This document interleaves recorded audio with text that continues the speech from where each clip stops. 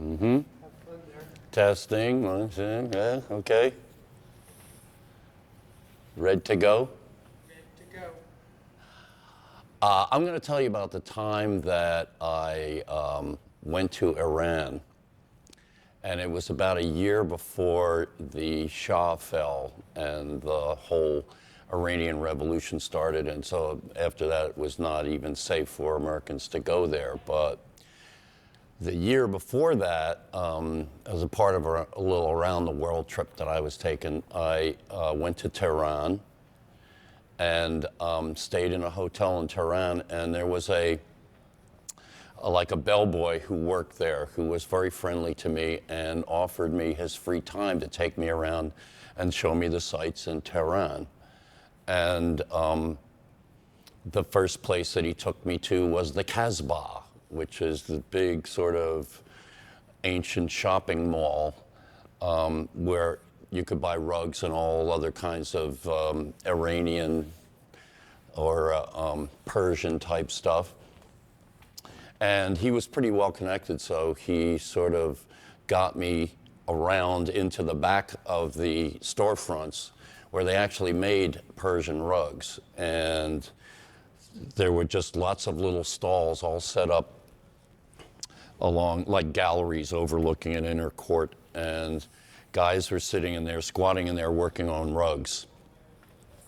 And got a close-up look at one of the guys working on the rugs, and it's very painstaking work. And my guide told me that usually they only have a production of maybe 13 rugs or something like that because they go blind from the wool dust.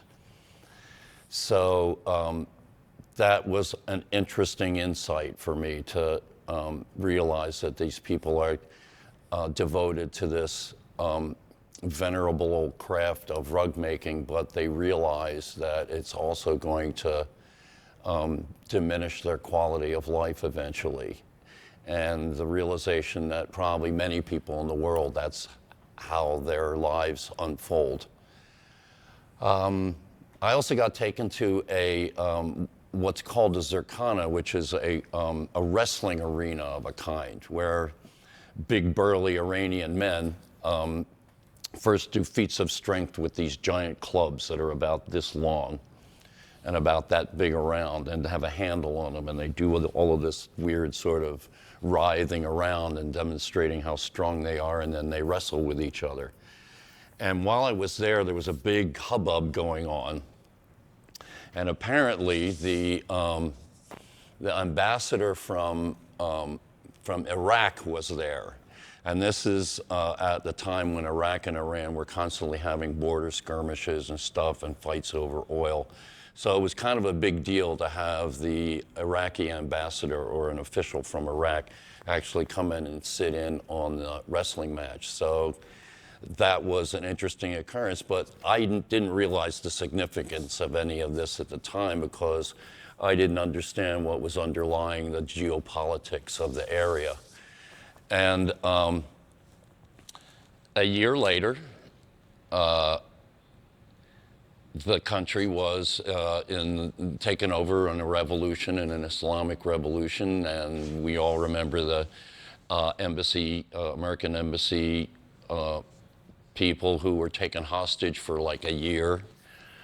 And that whole time, all I could think about was how kind this one kid had been to me, how proud he was of his country, how ironically people would stop on the street and practice their English with me because they seemed to love Americans. But we didn't understand at the time that the Shah was actually being propped up by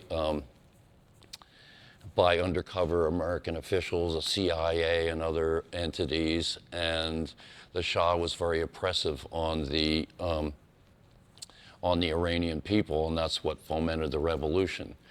So I got a rare glimpse kind of at a time when, a closing window, I guess, for somebody like me, somebody from America to come and be welcomed in Iran and to be shown all of the fine things that the Iranian people and the Persian people have produced throughout history. And it's kind of a shame because I think that Iranians and Americans have a lot in common and could be, you know, very friendly to each other. Don't understand what's going on now.